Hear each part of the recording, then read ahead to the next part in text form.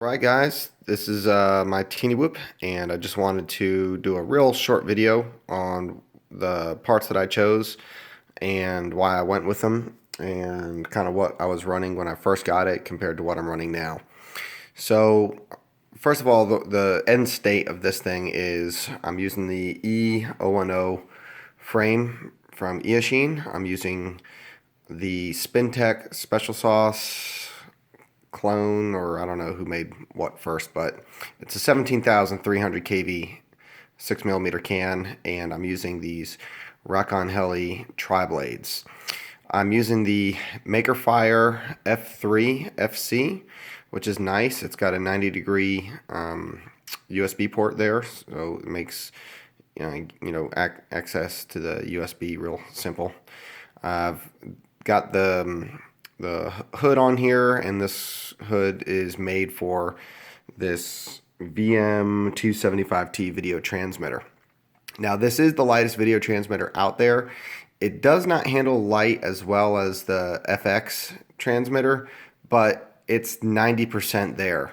So I think the savings in the weight outweigh the diminished quality, and it's not really diminished. I mean, it's a great video signal that you get from this thing. So anyway, I've got the JST PH or JST 2.0 connection on there. I made my own foam insert, and I've trimmed out some of the plastic. As you can see, I've cut some angles and just cut off anything that I really don't need on this build. So what we end up with for a weight is 22 grams.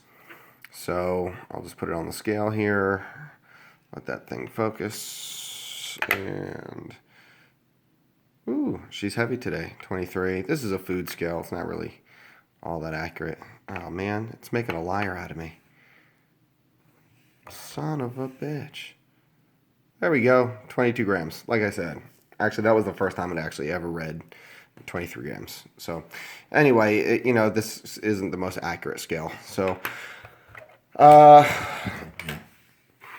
the stock connection is this little JST plug here, and if you take a look at that compared to the PH connection, the gauge is quite a bit bigger. And when you're plugging these batteries in and you're unplugging them, there's friction on the metal connections in there, and these little guys are actually, believe it or not, they're rated for like a certain number of connections before they wind up going bad and you start losing good connectivity. So this is going to be a much more viable solution for long-term use and alleviating that choke point, which is the biggest reason that you should switch to this. So if you look at the batteries that I was running, I just got the little Crazy Ponies because it came with this from Amazon, a little bundle deal. These are 220 mAh. And then I went to the Teeny Whoop website and got the My Lipos. These are 205 mAh. 220, 205. So I think that 220 is a little inflated. It's probably more like a 150 or a 175 at most. So the flight times I was getting on this was about 2 minutes before it was just worthless. After I made the switch to that PH cable and to this LiPo, I actually fly for about 4.5 minutes now. So that's 4.5 minutes if I'm just putting around the house. There's a sweet spot in the battery.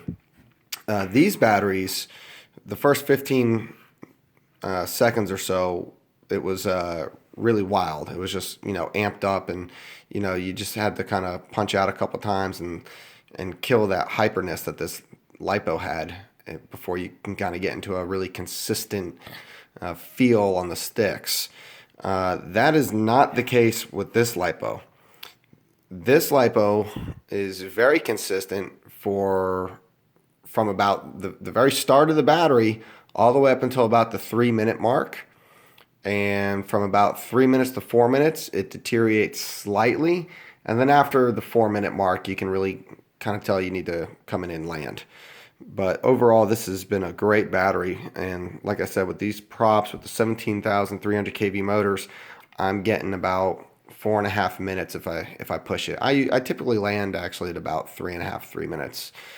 Yeah, about 3 to 3.5 minutes. I come in and land just because I don't know. I just don't want to stress test the batteries all the time. So the props were so the battery and the props were the two biggest things that aided to this thing just being an awesome ship right now. I did have the stock 4-blade and flew that all of about 3 packs, and it just didn't do it for me. I clipped the props, and it was good interim solution, but you'll notice we're going to look at some DVR footage.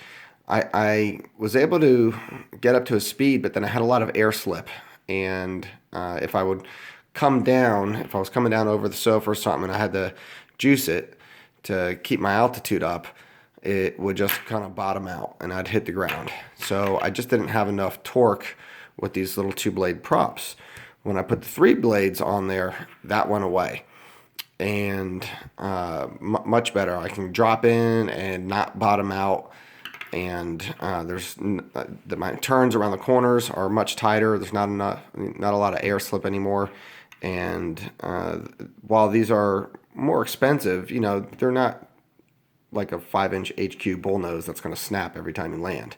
You just don't. You just need one pair, maybe 2 pairs at most. If you pop one off and lose it, you can have a backup. But you really don't need to stock up on these props. And this is a great prop, and I highly recommend this. This whole entire setup just for a very well-rounded teeny whoop frame. About the Makerfire F3 FC, I got it. I hooked it up to Betaflight, and it was flashed with 3.0.1. Now this is the built-in DSM receiver, and I had no issues binding to this thing. I am using I'm using my Devo 7E, and I am running Deviation firmware. So if you have a Devo 7E and you're running Deviation, you'll be able to bind to this thing no problem at all. It does have a bind button right underneath the nose of this thing. Let's see if I can get a shot of it. Camera's trying to focus. All right, you can barely see it, but it's in there. It's right underneath the pH connection. So it's very accessible, and just makes it easy to bind. So I have broke the frame in a couple spots, you can see already. And this is supposed to be one of the more robust frames, but my house, I'm flying through steel chairs. I got wrought iron stuff here. I got wrought iron here. So when I'm crashing into pretty immovable objects that are very dense. So I'm probably putting this frame to the test more so than others may be. And what I'm doing to repair my frame is I'm using a little bit of super glue, and it doesn't have to be Gorilla Glue. This just happens to be what was in the junk drawer at the house. So I'll put this in between the 2 pieces, and then once that dries, this is kind of the secret stuff right here, this E6000. This is a glue that kind of evaporates as it dries. So you kind of glob it on, and as it dries, it kind of sucks the 2 pieces together and holds it together. You can't use this, it needs air. You can't use this in between the cracks. That's what you use the super glue for. So you put this on the top, on the surface, because it has to evaporate. It's got to dry. Okay? And when it does that, it just bonds the 2 pieces together, holds it together with its own layer of really, sturdy glue. And once I've repaired it, I've yet to have to go back and repair it again. So that's it. This thing is really good. Your antenna is going to bend back on some crashes. So once it did that and it kind of found its little home where it wanted to be, I just put some glue on there just to take away some of the impact on the board if I land upside down. So yeah, let's take a look at some DVR footage and analyze the difference between the two setups. All right, so here we go. First is the two-blade prop setup. And what you'll see is I didn't have any problem going around that lamp post because we're still in that cracked out portion of the lipo where it's just, it's got, decent amount of power. But on this second lap here, you'll see where I start to kind of struggle. Well, maybe not even so much there. So we're probably still in that first 15 seconds or so. So here we go, around the lamp. Whoa, loss of altitude.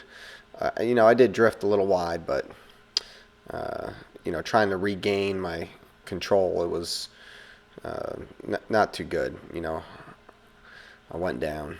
So, again, that was a good turn, coming in, dropping in, and we bottom out. So that's kind of what I'm talking about. That's the problem with the two-blade props, is you just don't have the thrust to save you from bottoming out. Again, hit the ground, and I'm full stick there too. Yeah, that's a chair. So yeah, going full stick, giving it all it's got, and I'm still hitting the floor. So it's just running out of breath. So something else I want you to notice is the windows with this video transmitter. Looking directly into the light, and it's not bad. So it's definitely flyable. The quality is there, and like I said, I'll definitely take the weight savings over the diminished quality. All right, so now you can see we got those green blades on there. Those are the tri blades, and I will say this, it gave me a little bit more confidence, so I did kind of push it a little bit more, and the flight doesn't look as drifty. I think it looks a lot more smooth, a lot more stable. So because of that, I kind of am able to push myself a little bit harder, and as a result, crash a little bit more. But it's not by lack of power or lack of thrust. So the tri-blades definitely are there. So we're about that 15-20 second mark into the course now, or on the battery. And you can see going around the sofa, or around the lampshade, and dropping in over the sofa, there's just no problem maintaining my altitude. And that was, the biggest thing that I noticed. So with the PH plug, the HV lipos, and the tri-blades, I just don't have that problem. That's not to say I'm never gonna, hit the ground, because I think I do it here in the video. But that's because I'm pushing it. So overall, though, it's a much smoother, more predictable flight, and I did not change the tune at all. That's something that I do need to go back and do. I need to change the tune it for these blades here. But performance-wise, it just, man, you got to do it. You got to go with the 205 HVs. You got to go with the PH connection, and you got to go with these tri-blades. It's just an awesome, awesome combination for your casual, aggressive whoop flying, So this just looks great. I love it. Such a good combination. So anyway, I hope you enjoyed it, and I hope that helps you figure out what you want to do for your teeny whoop. And until next time, stay flying, my friends.